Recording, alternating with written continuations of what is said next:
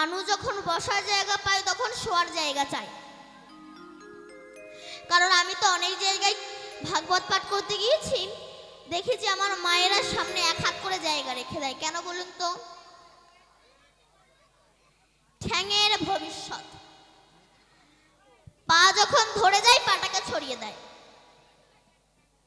ভগবান বলে এই জন্য আমি ভক্তের সামনাসামনি আসতে চাই না। কেন? ভালোবাসার মানুষ যদি সবসময় কাছে থাকে তার প্রতি ততটা কদর থাকে না। কারণ দেখবেন আমার যে বাবারা চাকরি করে, ব্যবসা সূত্রে বাইরে থাকে, এক সপ্তাহ বাদে বাদে বাড়িতে আসে, তার কিন্তু কদরটা একটু বেশি হয়। এবার সেই বাবা যখন রিটায়ার হয়ে গেল, তারা ততটা কদর থাকে না।